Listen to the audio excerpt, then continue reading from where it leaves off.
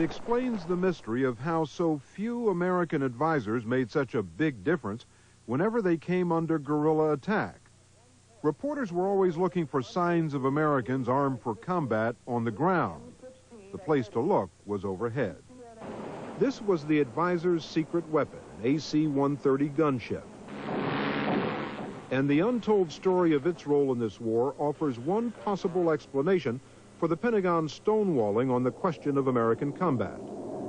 The AC-130 is the most effective flying gun platform in the United States inventory. Former Green Beret Sergeant Greg Walker has led the fight for combat recognition. So when you brought a gunship over, that little six-man team on the ground, if you had 1,000 guerrillas out there, no problem. An awesome, awesome weapon to give us. Actually, I'm a little bit uncomfortable talking about it now, even though the war is over, and I'm retired. It was very, very sensitive at the time. And Air Force Captain Mike Little is talking about the secret missions he flew in support of the gunships in this RC-135 intelligence plane. There were no guns aboard, but its 32-man crew was armed with some of the most sophisticated electronic surveillance equipment in the world. Here's the way it worked. An advisor on the ground, caught up in a guerrilla offensive, would radio to the U.S. command post for air support. Within minutes, a gunship would be dispatched from Panama. By the time it arrived over the battlefield at 7,000 feet, Captain Little's surveillance plane was often waiting above at 25,000 feet, prepared to give the gunship exact coordinates to target the enemy. And this elaborate system was able to foil the guerrillas' most effective strategy, nighttime attacks. Under the cover of darkness was when they had their greatest opportunity. But these see at night. They could tell the difference between a cow and a communist. We took the night away from them, and it broke their backs. The Pentagon may still say El Salvador wasn't a combat zone, but whenever the advisors got into combat there, the Pentagon made sure the gunships were only a radio call away. Well, quite frankly, if it were up to me, and I was in a situation where I had to defend myself, and they said, you can have this M16 rifle, and it's a 20-round magazine, or you can have this AC-130 gunship at 1-inch, 10,000 rounds in 10 seconds, I'm probably out for that gunship. And that's what they gave us, and that's what we used. And everybody was looking for the little M16s, and we had that one in our hip pocket at 7,000 feet. And the irony is that Captain Mike Little was awarded a combat medal for his missions at 25,000 feet above the battlefield. And yet these guys were in constant threat of their lives for years on end, and in a genuine shooting war, and they couldn't even get that simple little piece of ribbon. They weren't even awarded to those who fought and died in combat, like Sergeant Greg Fronius. In all, 21 U.S. soldiers were killed in El Salvador. Let me ask you, Congressman Dornan, what's going on at the Pentagon? I mean, we can't even get the Army to tell us who is responsible for killing these recommendations. No one will agree to talk to us publicly. And they've been doing everything possible to stop the former U.S. advisors from talking to us. No one on active duty will talk to us. Can you explain it? Well, a wise admiral once told me that when you get your second star, you are totally and utterly politicized. So if you look at the Pentagon that way, that everybody with more than one star is absolutely a politician, then you can understand the sensitivities of obfuscating or avoiding or not being truthful on absolute reality. I've been begging them to just say, you were wrong, and do what all of the people up and down the whole chain of command think is proper and fair to the men in the field. To an outsider, getting a little piece of metal or a patch or a ribbon may not seem too much, but in the military culture, it means a hell of a lot. Would it be an embarrassment for the Army if they were to acknowledge these people? Would that be embarrassing today? I think it'd be embarrassing if they don't. And 3 weeks ago, as a result of congressional legislation, they did. family of Juan Guerrera Lopez, receiving the medal to be his wife. On a sunny day at Arlington Cemetery, combat medals were finally awarded to soldiers who had served in El Salvador, as well as to the families of those men who died there. And what about those soldiers we talked to a year ago? And I think it's a long time in coming for us. Anyway, very proud moment. America's a great place.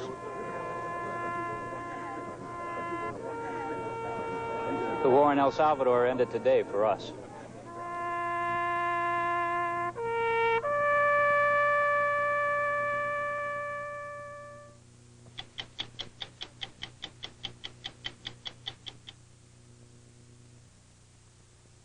If you want to know what life is really like inside an American prison, you have a choice. You can talk to a jailer and get the story from his perspective, or you can talk to an inmate and get the story from his. Or, as we reported last year, you can talk to Michael Marcum, who may know more about prisons than anyone else in this country. That's because he's been on both sides of the bars.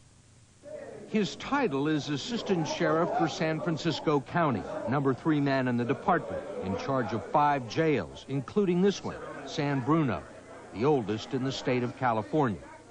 He is responsible for more than 2,000 inmates who've been charged with everything from misdemeanor drug possession to rape, robbery, and murder.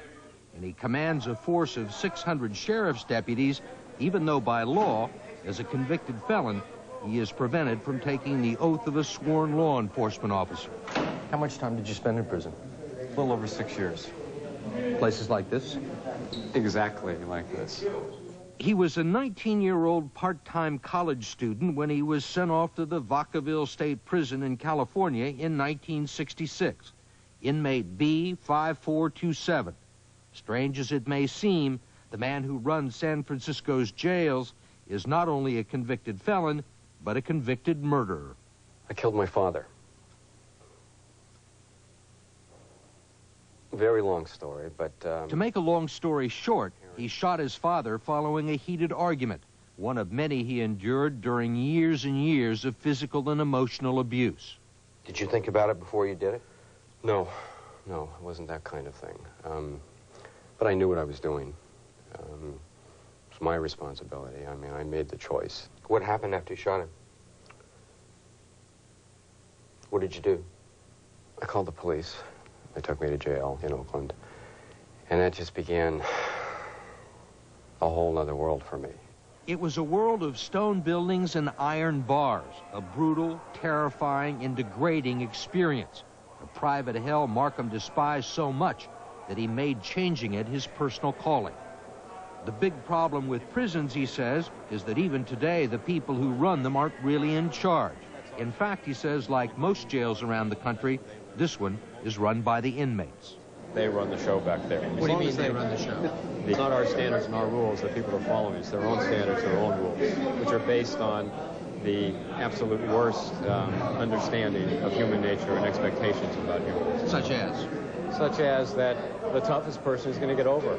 The most violent, the craziest, the person quickest across the line, the strongest, the person with the largest clique, the person with the best weapons, that kind of thing. That's who's going to set the standards inside the tier. How does a convicted murderer end up running a prison system? It's not something you can explain in a sentence. It was an evolution that took years. But it began the very first day at Vacaville when he and other brand new prisoners were marched naked into a shower to the hoots and catcalls of the convicts who were watching. What do you remember about your first day in prison? The tension, the violence in the air, other people sizing us up as we came in, deciding who was going to get who was going to be weak, who was going to be strong. And I was terrified, absolutely terrified, doing my absolute best to look tough. Did it make any difference that you were in there for murder? To some extent, because people knew that I'd crossed an extreme social, cultural taboo by taking a life. There was a sense that they had to take you seriously. Yeah. And you had killed someone already. And unfortunately, there's some reverse honor inside prison, depending on how horrendous your offense is. You know, you're in on a petty with a prior, petty theft or a burglary. It's not particularly respectable. you've killed somebody, you've committed an armed robbery with a gun, there's some respect for that, basic respect for that. It's just an upside-down society with upside-down values. Initially, he thought he could rely on the prison guards for help. He viewed them as potential friends, law enforcement professionals who would protect him. But he quickly learned that they, too, had bought into this strange prison culture. Every day, as soon as the guards locked them down, the prisoners were responsible for their own survival. Violence permeated everything. I mean, day in and day out. Everything you did, you kind of looked at in the context of, could this get me killed? Could this get me raped? Could this get somebody else killed? Did you have a weapon? Various times in my career inside, I had weapons. You know. Did you ever use them? Once or twice. Not something, and it's important for me to say this, not something I'm proud of. And particularly in light of what happened with my father and I. The last thing I wanted anything to do with was ever hurting another human being. But it became clear to me after a while inside that if I didn't show that I was capable of defending myself, that I was going to end up a victim very shortly. To survive, he learned how to make armor by stuffing magazines in his clothes, and how to command respect from other inmates by challenging the system. What kind of a prisoner were you? Pain in the ass. The kind of prisoner that I definitely wouldn't want in any of my jails. Like, I was probably a handful. You were an organizer? Yeah. Troublemaker? Yeah, an organizer. Troublemaker for staff, but an organizer. He was an organizer back in the late 1960s and early 70s during the heyday of the prison reform movement. He organized food strikes, yard strikes, and other acts of passive resistance. He co-founded the United Prisoners Union and filed a lawsuit that eventually overturned California's law barring felons from voting. I could not accept that something this cancerous, ugly, and dishonest could exist in the middle of our society. It was like a monster factory, you know, people literally getting worse and worse and worse, more and more and more violent, and then going back out onto the streets. And we were calling it rehabilitation at the time. So essentially you made your mark by going after the man? Yeah, yeah, yeah. And now you are the man? Yeah. And that was a difficult transition for me. That transition began just hours after he was paroled, when the joys of freedom turned into sheer panic. He took an apartment in the Mission District of San Francisco, but quickly found himself unable to function on the outside. I had a role inside prison. I was somebody. People respected me. Staff respected me, or at least were somewhat fearful of me. Other prisoners respected me. I had some dignity. I knew how to function. I knew the rules. I get out and I'm absolutely nobody. Nobody. With no job skills, I was scared to death of women. I was scared every time I saw a policeman, I was like getting ready to get patted down or shook down. Just a cop on the beat walking the street, I was sure he knew who I was. He thought about committing another crime just so he could return to prison. But his parole officer understood what he was going through and helped him get a job as, of all things, a rehabilitation counselor at San Francisco County Jail. The minute I walked in, even though it was horrendous in terms of the fear of those steel doors clanging behind you, on the other hand, I was on my turf again. You know, this is the world I know. He did so well, he kept getting promoted up the ranks, culminating with his appointment in 1993 as assistant sheriff. Sheriff Michael Hennessy is the person who hired him. You could have picked anybody in the country to run this jail, chosen from thousands of people. Why did you pick Michael Marcum? Well, I'd worked with him for close to 20 years, so I knew him very well. I knew his approach was a very good and responsible one. And the very fact that the person in charge of the jail is an ex-offender, I think sends a message to the people in our jails that society does want to give them a chance to change their lives. But not everyone in the jails felt that way, especially the guards.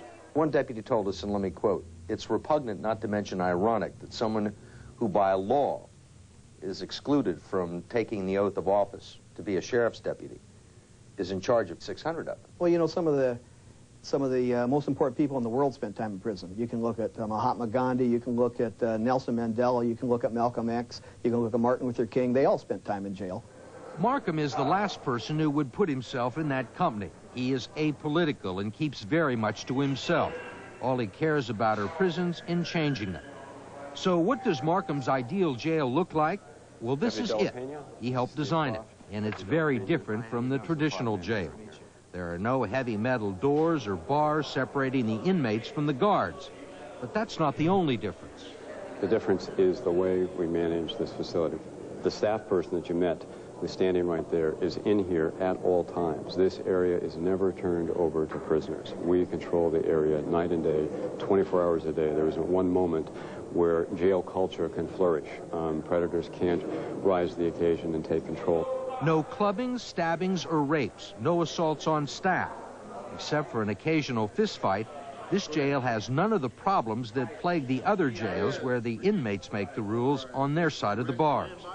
But the jail's dormitory setting, with all of its telephones, televisions, game boards, and other amenities, have led some to call it the glamour slammer and to complain that prisoners here are being coddled. I think a lot of people say, you know, the jail ought to be as Spartan, as unpleasant as possible. And I agree.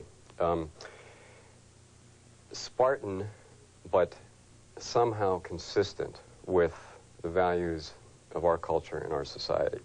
It's real easy to just say, give us more money for more jails and more prisons, when all of us know it's a hoax. Every one of us in this business knows that whether people have done 20 years or 1 year, we're dumping everybody right back into your neighborhood and my neighborhood. Marcum says a jail like this actually costs a lot less, about a third less to build than a traditional jail with bars and individual cells. And anyone who thinks it coddles convicts, well, they haven't talked to the inmates. What do you guys think of this place? Concentration camp. There may be no iron bars in this jail, but there are rules, lots of rules. Inmates are required to attend class up to 12 hours a day, as well as undergo drug and alcohol counseling. Yelling is forbidden, so is profanity and making racist remarks. Prisoners aren't allowed to put their feet on prison furniture or to watch television without permission. And they're also told when to wake up, when to go to bed, when to wash, even when to be quiet. Quiet time. That's quiet time. How old we gotta sit here? Yeah. Can I use the bathroom? I'm older than half the deputies. Then after a while, after you keep hearing it, you be like, F it, man, send me back to the other jail. Because you get tired of just them being on your back. I'm glad they hate it. It's a time to impose some self-discipline. You're going to clean up the pod. Now you're going to be quiet for a while because you're going to have to do that out in real life. Whether you're in a library or in a job or in school, you're going to have to get used to those kinds of structures and disciplines. It's part of surviving out there, and that's why we do it. You think the glamour slammer is tougher on the inmates than what we saw at San Bruno, jail number 3, the traditional system? Absolutely. We take away the glory, the glamour of being a convict in a tough joint. I mean, we start calling them by name, when we start saying, you don't have a high school diploma, you've got to get one. You don't know how to read, you're going to learn how to read. You've been beating your wife. What do you think this means to your kids that you keep talking about? People lose that whole convict persona and become vulnerable people who are ready for some sort of help. How many Michael Marcums are there, do you think, in the glamour slammer right now? The place is full of Michael Marcums. And in some ways, I'm my own role model. And I think a lot of the prisoners know that, too. And I think it's important for public safety and for those prisoners that they see me and know it can be done. And Marcum's approach seems to be working. A recent study conducted by the University of California at San Francisco shows that inmates who were paroled from Marcum's glamour slammer are 20% less likely to get rearrested than those paroled from other prisons. Another set of Marcum alumni are doing even better. They were given a job, housing assistance, and in some cases, drug and alcohol treatment upon their release. And 2 years later, almost all of them, 85%, remain free and, as far as anyone can tell, law-abiding citizens.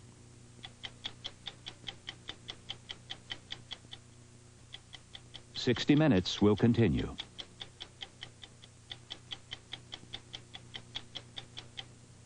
If President Clinton didn't have a problem with gays joining the military, he has one now with gays joining in matrimony. If the Senate decides the federal government won't recognize a same-sex marriage, Clinton says he'll go along with it. But do Stanley Crouch and Molly Ivins go along with it? Here is Crouch and Ivins, Ivins and Crouch. Matching wedding bands, one underwear drawer, Mr. and Mr., Ms. and Ms. Well, Molly, I don't know if we're going to see same-sex marriages ratified too soon. The public feels it's confused enough already. But same-sex marriages are actually mild compared to some of what we see on our talk shows. So who can tell? After all, the Supreme Court just upheld the civil rights protections of homosexuals against discrimination. That's the American tale. Our society moves toward greater and greater integration because a free society also means that you have to put up with a number of things you might even despise, like the repulsive imagery of parades in Washington with half-nude women, nipple rings, vulgar language, and the rest of it. Civilized homosexuals will have to prove themselves, which is already happening in the conservative heaven of the private sector, where more and more corporations are providing spouse-equivalent benefits. Is this because they are high-minded defenders of the erotically downtrodden? Oh, no. International competition is just so strong these days that those corporations want to keep their best workers no matter what they do as consenting adults behind closed doors. Will bisexuals be next? I don't think so. In those cases, 1 + 1 might equal 4. Well, Stanley, I think the Supreme Court was right as rain last week in their decision. Gay people should have exactly the same legal and civil rights as all other citizens. Nothing less and nothing more. Hell, otherwise we'd have to give the gay folks a rebate on their taxes. I don't know if gay marriage would help or hurt the current situation. Don't know has always seemed like a perfectly reasonable stand to me. But libertarians, those of us who don't want the government making decisions about our private lives, think giving the government the right to say who you can marry and who you can't cuts to the bone. Not so long ago, the government would have prosecuted you and me for getting married, Stanley, or even for dancing together. I think most homosexuals are probably born gay, just the way some people are born left-handed. Most of the new research tends to support that conclusion. I don't know about you, but I never chose to be heterosexual. I didn't wake up one morning and say, I believe I'll be straight. Seems like a better deal. You're right about the freak show aspect of gay culture. People who want to be taken seriously as citizens should avoid parading around naked. But there are a lot of freaks in this country who are not gay. Personally, I don't think anybody should have to live in a closet. But I wish we'd all leave sex in the bedroom and government out of the whole deal. If the families of the victims of the Florida ValueJet crash think they have an open and shut case against the airline and won't have any trouble getting what they consider to be a fair settlement, they better think again. As CBS News correspondent Peter Van Sant, on special assignment for 60 Minutes, discovered about other plane crashes, airlines don't give up easily. March 22nd, 1992, U.S. Air Flight 405 crashed on takeoff in a snowstorm at New York's LaGuardia Airport. Much of the jet ended up in Flushing Bay.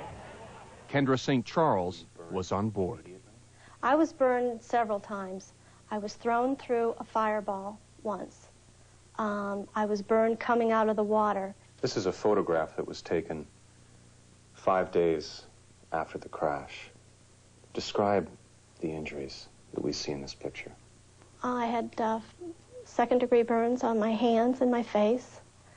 I'd been pretty knocked up. I mean, it looked like someone had taken a baseball bat and just beat me. I had the broken ribs and the punctured lung that made it necessary to keep me on a respirator for 3 days. And because of the smoke inhalation, they didn't know whether I would live or not. Kendra St. Charles didn't realize at the time that the pain and terror of the crash were just the beginning of her ordeal. When she decided to sue U.S. Air, things got worse. Her whole life became a target for airline lawyers. What was trial like? Trial was another nightmare. It was another living hell.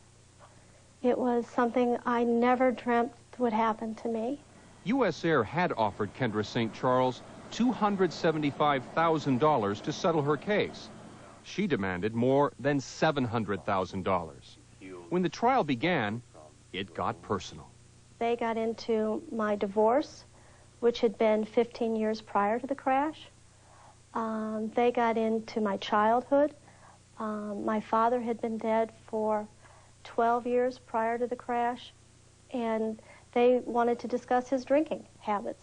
What did that have to do with anything? It didn't have anything to do with it. In order to limit Kendra St. Charles' claim, she says the airline lawyers tried to belittle her injuries. These burns are what the company in court described as what? A bad sunburn. They said my burns were comparable to a bad sunburn. And you lived through it. What were those burns like?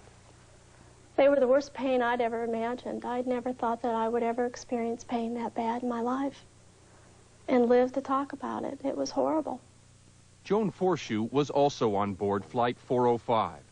She was clutching her husband Frank's hand just before the crash. Frank, a surgeon, was one of 27 people killed.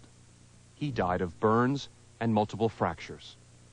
Once it crashed, I never looked in his eyes again. I never saw him again. And then after the crash, of course, just because of, I'm not really sure where he ended up, truthfully. And I was unconscious, and it was dark, and I never saw him again. In Joan Forshew's case, the airline's lawyers scoured the records and mementos of her married life. They questioned whether Frank had much of a future as a surgeon, since he was 50 when he died in the crash. They would try to suggest that maybe because he had just bought a new boat, that maybe meant that he wasn't going to spend as much time as medicine. The grueling trial lasted 2 weeks. Those were very difficult days. I would come home and just dissolve in tears and just be sapped of any energy. And the thought of having to go back the next morning and do that again was just very, very difficult. And you were the one who lost the husband. Right. You were the one who was physically injured. Right. You were the one put through all this mental torment. Right. And all of a sudden, it's almost like you and Frank are on trial. Mm-hmm. We were. Oh, I definitely felt that we were. U.S. Air also brought up Joan's struggle to resume tap dancing lessons as something sinister. She had just recovered from a fractured pelvis and burned feet. They had to bring up this tap dancing, like, see, you really aren't hurt as badly as you're saying you are. And he said, is it true that you are now tap dancing? And I said, yes, I am. And I wish I had said, and I didn't, but I wanted to say, and I'm very proud of that, too. That's the type of, it was a subtle... How dare you recover, huh? Yeah. Joan Forshew's lawyer was David Rappaport, who specializes in personal injury cases. The airlines and their insurance companies want to save money.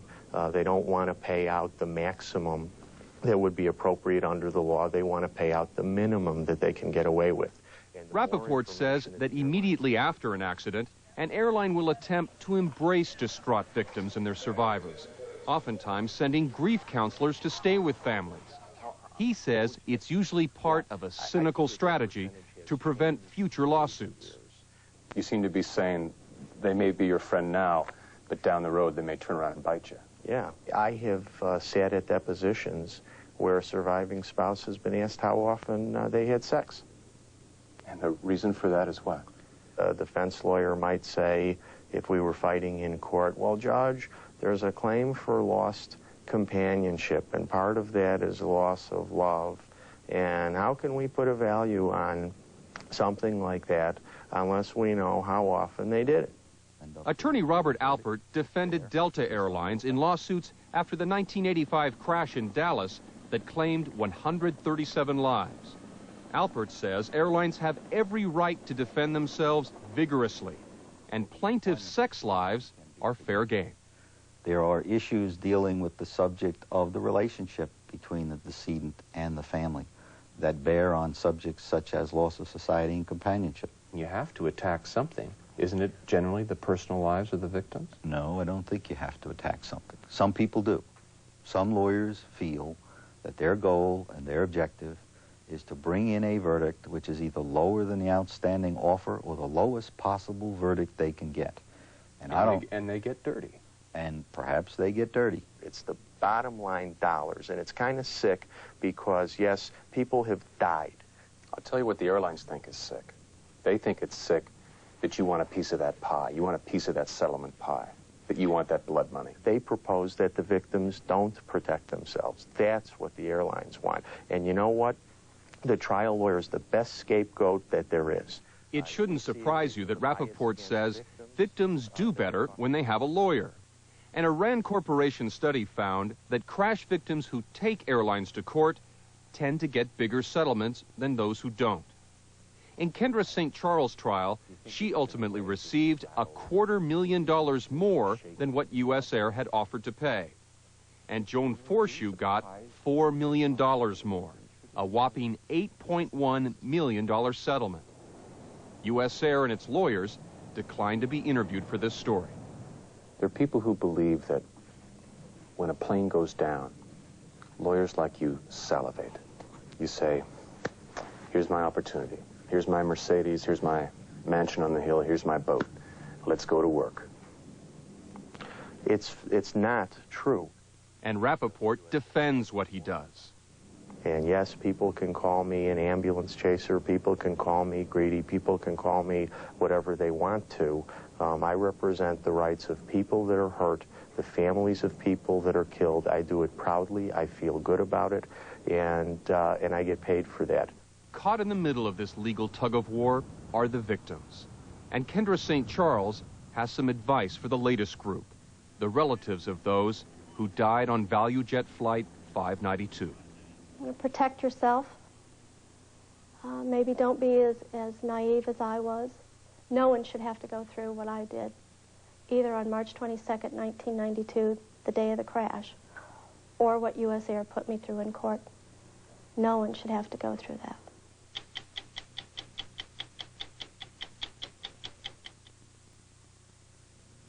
When someone at 60 Minutes, not me, but one of the old-timers, asked the other day, where is cyberspace, Andy volunteered to go find out. I like to be in on what's going on in the world, so I decided to get on the internet. Someone sent me this disk for my computer. Hook up to a world of fun and excitement, it says. It's fast, just 3 easy steps, and you're online. Well, I was suspicious. I didn't think it would be as easy as they said. So I asked Joe Wilmot, one of our best computer experts here at CBS, to help me get online. You load it up on the Microsoft Windows 3.1 or Windows 95. And from there, you would start setting up your account. Once you had your modem configured correctly and telephone lines working. What do you mean modem configured? Well, there's... How do you configure a modem? Well, in the PC, there are these COM ports. Personal computer. Yeah. What's a COM port? A COM port is a serial port that you use to hook your mouse up to an external device, like a mouse or your modem. A printer could be hooked up to it. And it has certain protocols in there that you use these COM ports to do certain services. You realize you're not making sense, Joe. I mean, to me. Right. Okay. Now, what sort of stuff would I get on the internet? If I did get on it, which I doubt. Oh, you can get enormous amount of information. Well, I know, but like what? Recipe for chicken soup? You can get recipes. You can make friends. You can... I have my friends. You can, start up relationships electronically. No, I have my relationships. If we can go downstairs, we have the internet in-house. I don't want to go downstairs. I want to hear in my office. Why do I want to go downstairs? Well... I thought any average person with a good computer could do this. Well, go downstairs. What if I'm home? Well, Andy, the internet is still a house under construction. Oh, Jesus, and we're in the basement. Obviously, there were several things we needed that we didn't have, so we went to a good computer store, CompUSA. They gave us their expert, Ken Murrell. Now, if I was home alone, would I be able to do this myself, do you think? Yeah. If you had, what you really need is to know what to look for. In other words, but I don't know what to look for. Well, that's it. Bingo. Oh, you got it? Now, we're getting there. Okay, now that's the startup routine. What's called a batch file to begin the program. When you have the disk in and you you turn on the computer, it reads off here. If that startup program is not on here. What is a web again? Web page? A web page. It's a site on the internet that you can create your own, for example. I could create my own website on the internet. Sure. But I can't get into the internet. That's my problem. Right. We're getting you there. Now, what does it want? Welcome to America. Online. I'm in. Yeah. I'm onto the internet. Well, you're here to the login. Not yet, huh? You're here to the login. But it's pretty easy to get into, is it? Yeah. Once you get up and running. Right. When I started, a lot of you probably thought the internet would be too complicated for you. I hope I've set your mind at ease. I'm Leslie Stahl. We'll be back next week with another edition of 60 Minutes.